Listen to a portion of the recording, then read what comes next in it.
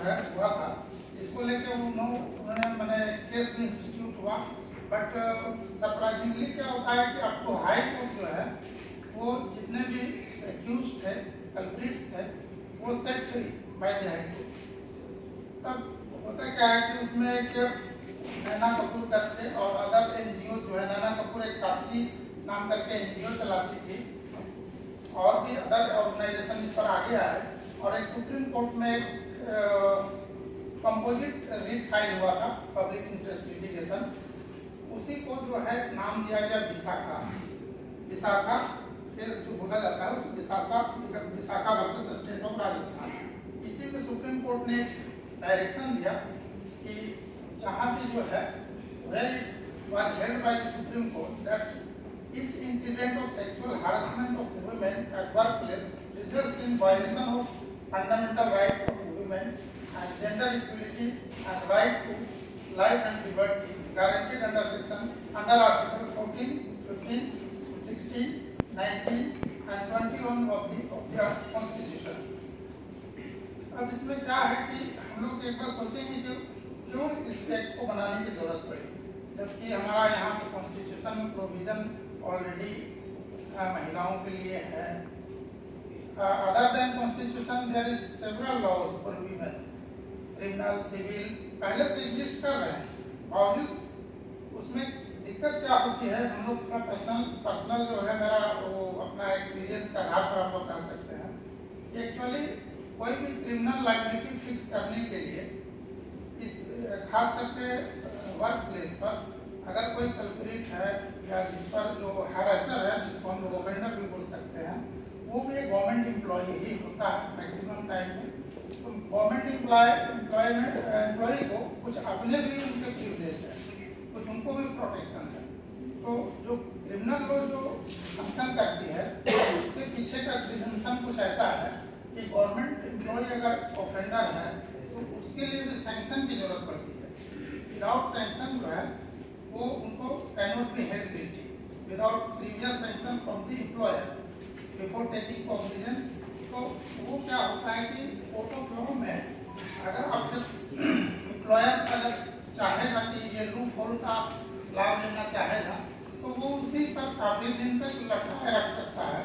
Ultimately क्या होगा कि जो विक्टिम है या जो एग्रीव्ड है वो इतना बीच में और विक्टिमाइज हो जाती है, दोबारा फिर से उनको हैरेसमेंट होता है, तो आगे चल के वो एक तरह से पर्पस जो है फ्रस्ट्रेट हो जाता है। ये क्रिमिनल लॉ का सेटबैक था। सिविल लायबिलिटी भी क्या है कि अगर आप सिविल सूट, जैसे दो टाइप के लायबिलिटीज फिक्स होती है, क्रिमिनल दूसरा सिविल। क्रिमिनल में ये एक प्रॉब्लम आता था, क्रिमिनल लायबिलिटी फिक्स कराने अगर आप जाते हैं।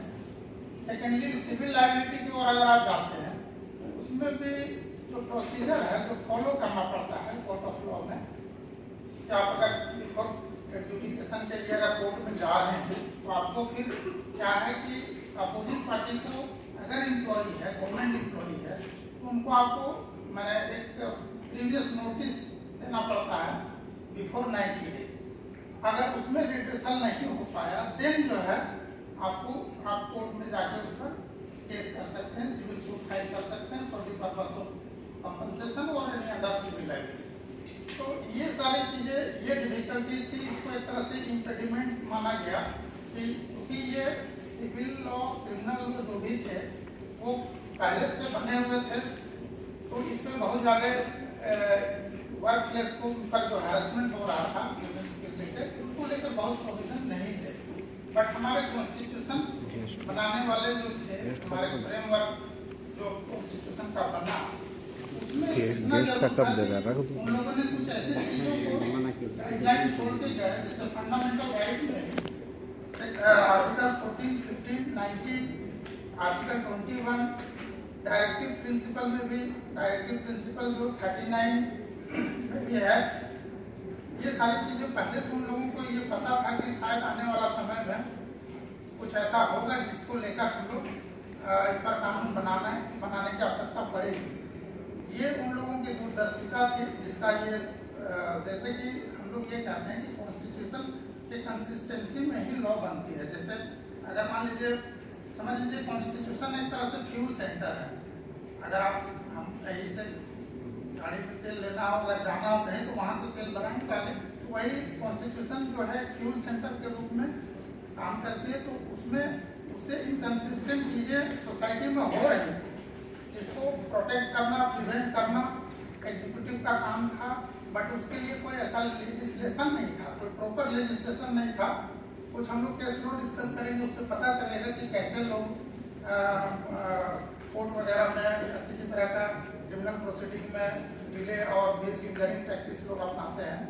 तो ये सब सारी चीज़ें हो रही हैं। तो विशाखा गाइडलाइन के बावजूद भी मैंने ओवर द डिकेड ऐसा कुछ नहीं हो रहा था। बाद में एक ज्वाइंट पार्लियामेंट्री कमेटी रिपोर्ट आई 2011 में, जिससे ये रिवील हुआ कि ये जो विशाखा जो गाइडलाइन है उसका वेरी पुअर इम्प्लीमेंटेशन है हमारे कंट्री में। बहुत सारे ऑर्गेनाइजेशन में तो इसी तरह का कोई उस गाइडलाइन का कोई भी फॉलोअप नहीं हो रहा था। इवन कि कमेटी ने कई तरह के गाइडलाइंस दिए हुए थे, वो गाइडलाइन मोटामोटी इतना सारे लोगों को पता ही होगा एक तरह से, उस पर हम डिटेल नहीं जा रहे हैं। लेकिन उसमें इतना ही था कि वुमेन के सेफ्टी और एक वर्किंग कंडीशन जो है एटमोसफेयर को करने के लिए उनका सारे बातों को दिया गया था। बाद में फिर से एक केस आया Medha Kotwal versus union of India में, जिसमें फिर से रिपीटेडली जो है सुप्रीम कोर्ट ने कहा कि विशाखा गाइडलाइंस का जो है फॉलोअप नहीं हो रहा है। अल्टीमेटली इस तरह से लगभग 15 सालों तक ये मूवमेंट चलता रहा। कई NGOs वगैरह इस पर काम करते रहे, और बाद में ये जो है एक अफर्मेटिव एक्शन या प्रोग्रेसिव अप्रोच लिया गया, और ये जो पोस्ट एक्ट जो है ये इनेक्टेड हुआ है 2013 में। तो इसमें ये है कि ये एक तरह का सिविल लॉ है। Post act being a civil law is able to address those kinds of sexual harassment faced by women at workplace, for example staring, spreading rumors etc. so many things। इसमें हम लोग उसको बाद में देखेंगे कि इसमें और कितनी चीज़ें इंक्लूड हो सकते हैं। और इसमें ये है एक तरह से, चूँकि क्रिमिनल लॉ में कोई स्ट्रेट जैकेट फॉर्मूला इसको पनिशमेंट करने का नहीं था, इसीलिए इसमें जो है वो अकॉर्डिंग टू दिस एक्ट जो है आगे हम लोगों को प्रोविजंस बनाए गए कि कैसे हम लोग प्रोसीड करेंगे। इसमें ये एक तरह से एम्प्लॉयर ड्रिवन लेजिस्लेशन है। इसमें जो कि प्रमोट करता है कि एक अवेयरनेस लाने का, और वर्क प्लेस जो है ऐसा हो with free from sexual harassment. वहाँ का जो इस तरह का कोई हॉस्टाइल एटमोसफियर ना रहे इन्वायरमेंट वहाँ का, जिससे कि फीमेल को वहाँ काम करने में किसी तरह की परेशानी है। तो ये सब देखा गया, इसका मेन ऑब्जेक्ट यही था। और ये जो object of the POSH act इसमें जो दिया गया है एक्ट में, to prevent hostile work environment, define the unwelcome behaviour based on the test of reasonableness, recognise quid pro quo है दिस फॉर दैट के लिए। अगर इसमें जैसे एक तो यहाँ विशेष रूप से बताया गया है कि जो वर्क प्लेस पे जो वहाँ का जो इन्वायरमेंट होना चाहिए वो किसी भी तरीके का फीमेल के लिए, वुमेन के लिए हॉस्टाइल इन्वायरमेंट नहीं होना चाहिए। होना ऐसा चाहिए कि वो इजीली जो है वहाँ अपने ड्यूटी परफॉर्म कर सके। और इसमें जो अनवेलकम बिहेवियर जो है उनके विषय में थोड़ा डिटेल डिफिनेशन दिया गया, ब्रॉड डिफिनेशन दिया गया कि कौन कौन सा एक्ट जो है इसके अंदर आ सकता है, और कौन सा ऐसा क्विड प्रो क्यो हो एक्ट है जिसको हम लोग कह सकते हैं कि क्विड प्रो क्यो जो एक लैटिन वर्ड है, जिसमें मैंने दिस फॉर दैट कि आप ऐसा मेरे लिए करेंगे तो हम आपके लिए हम कुछ ऐसा करेंगे, इस तरह का हम लोग क्विड प्रो क्यो करते हैं। सेक्शन 2N जो है post act defines sexual harassment which includes any one or more of the following unwelcome acts or behaviour whether directly or indirectly, namely physical contact or advances, a demand or request for sexual favors, making sexual colored remarks, showing pornography, any other unwelcome physical, verbal or non-verbal conduct of sexual nature. ये definition में दिया गया है, लेकिन अगर इसको हम थोड़ा समझ लें, यहाँ पे चूंकि हम लोग भी उसी सोसाइटी से बिलोंग करते हैं तो कभी कभी जाने अनजाने भी चीज़ें हो जाती हैं, तो हमें इसको थोड़ा डिटेल में समझना चाहेंगे, जिसके लिए थोड़ा सा हम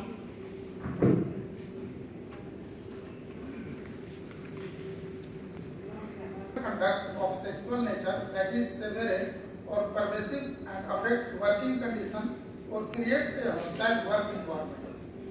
ये सेक्शन 2 में डिफाइन किया गया है। अब इसमें इसको हम लोग जब थोड़ा ये करते हैं, मैंने इसको जरा इलेबोरेट करेंगे तो पाएंगे कि इसमें 2-3 चीज़ें आ रही है। एक तो वर्बल होगा, दूसरा फिजिकल है, तीसरा है नॉन वर्बल भी हो सकता है और विजुअल होगा। अब इसमें क्या क्या कवर होता है? वर्बल मीन्स हुआ कि comments about clothing, personal behaviour or person's body, sexual or sex based jokes, requesting sexual favours or repeatedly asking a person for sexual innuendos, telling rumours about a person's personal or sexual life, threatening a person, sending emails or text messages of a sexual nature. ये verbal or written unwelcome condition है।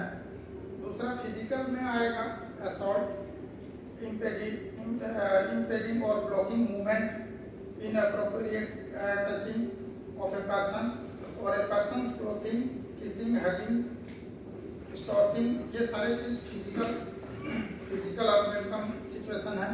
Non verbal है looking and down a person's body, up and down a person's body, derogatory gestures or the facial expressions of the sexual nature. Visual conduct जो आएगा वो है posters, drawings, pictures, screen savers, emails और texts और sexual nature। ये सारी चीजें जो है इंक्लूड करती हैं कि ये जो कंडक्ट जो होगा वो सेक्शन 2N के अंदर कवर होता है। ये जो डिफिनेशन में जो चीज़ें दी गई है उसको अगर हम लोग इस तरह से इलेबोरेट करेंगे तो ये चीज़ें आती है कि मोटा मोटी इन सब चीज़ों से हम लोगों को बचना चाहिए, और अगर ऐसा कोई करता है तो वो सेक्सुअल हैरेसमेंट के कैटेगरी में वो आएगा। आगे बढ़ते हुए हम सेक्शन 4 जो है इसका जो है रिड्रेसल मैकेनिज्म है सेक्शन 4, जिसमें कि कंप्लेंट करने का है, और जो आईसीसी जो होता है इंटरनल कंप्लेंट कमेटी का जो कॉन्स्टिट्यूशन है, तो इसमें हम लोग इसको डिटेल में आएंगे आईसीसी पर। तो हम चूँकि अभी सेक्शन वाइज थोड़ा बता देते हैं, उसके बाद उसका आईसीसी चूँकि इंटरनल कंप्लेंट कमेटी का कॉन्स्टिट्यूशन और उसका फंक्शनिंग जो है थोड़ा उसको समझ लेंगे, क्योंकि उसी पर बेस्ड है पूरा जो है हमारा जो एक्ट है। उसके लिए इंटरनल कंप्लेंट कमेटी जो है वही एक तरह से इस एक्ट का बेसिक माने फॉर्मेशन है, जिससे हम लोग रिड्रेसल भी है और वो एक तरह से हमारा इस एक्ट का वेरी इंपॉर्टेंट पार्ट है।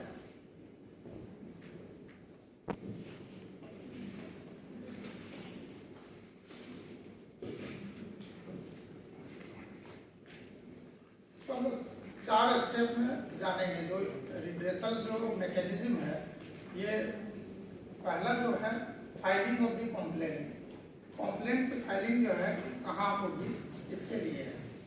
तो एक चीज़ हम थोड़ा सा बताना भूल गए थे, वो जो आईसीसी जो है इंटरनल कंप्लेंट कमेटी, ये जो भी कॉन्स्टिट्यूट होगा इस माने headed by chairperson should be a female या सीनियर वुमेन लेडी होना चाहिए वर्क प्लेस से, और अगर उसमें मेंबर होंगे तो 50% मेंबर भी वुमेन से होंगी।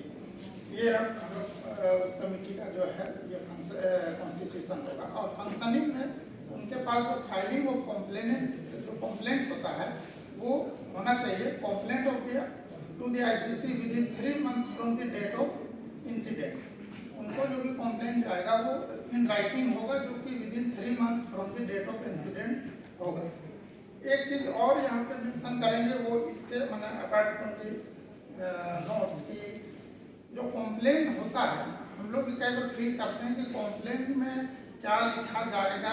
ये कई बार काफ़ी लोग जो काफ़ी पढ़े लिखे लोगों को भी ये चीज़ होता है कि हम लोग क्या लिखेंगे, ऐसा कॉम्प्लेन में क्या लिखा जाएगा।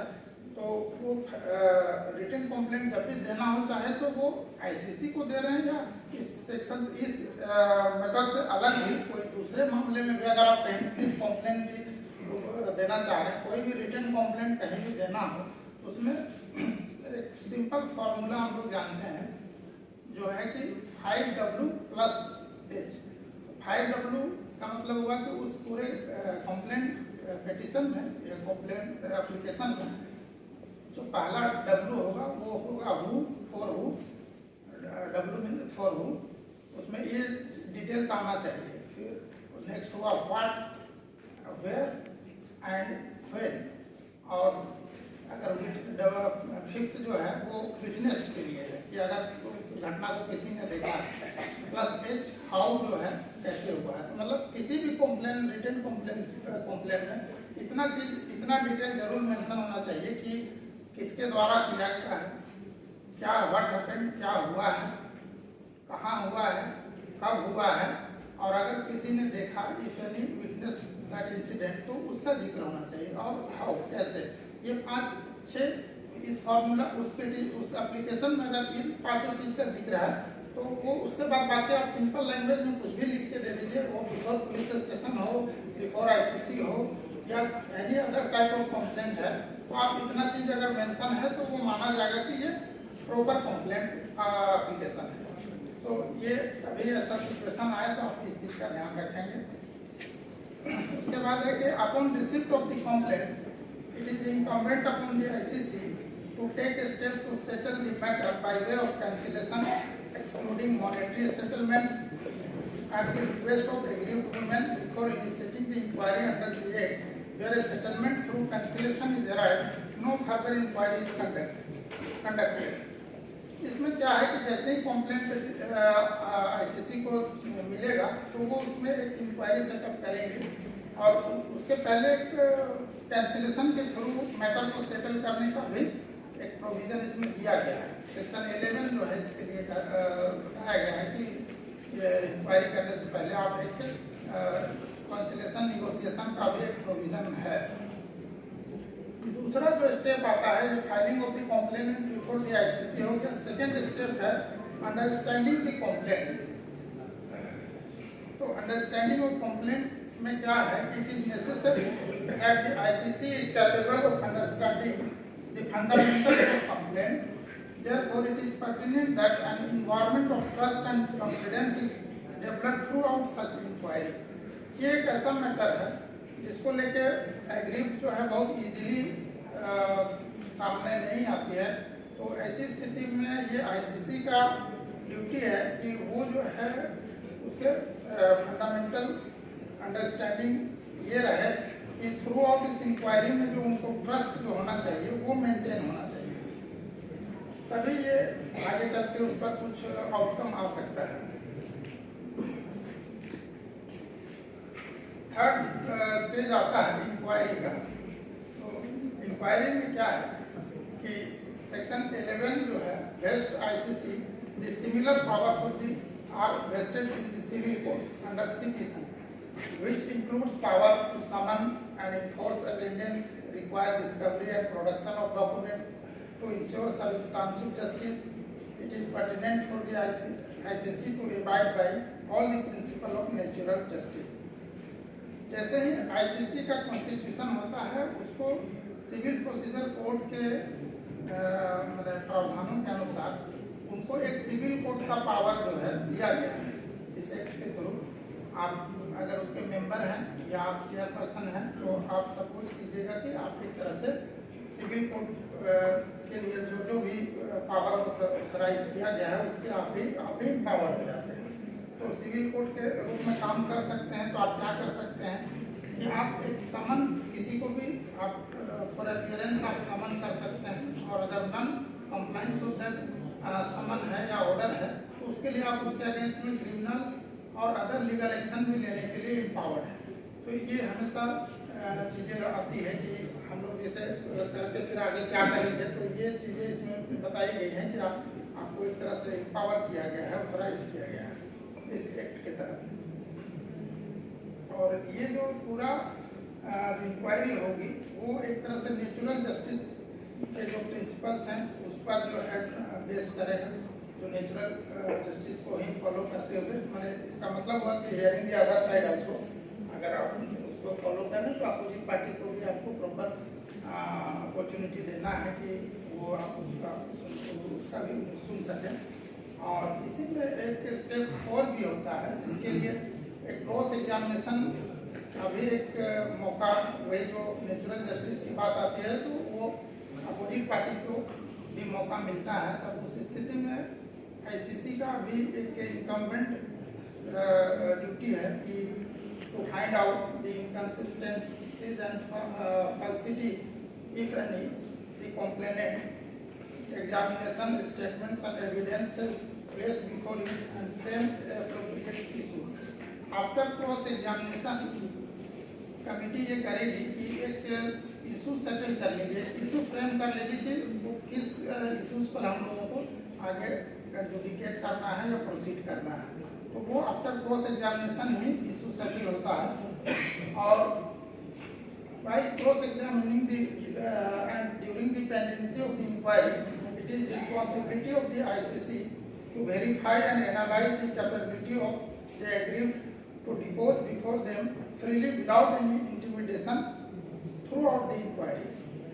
ICC is duty bound to ensure confidentiality of the contents of the complainant proceedings, identity and address of the aggrieved women.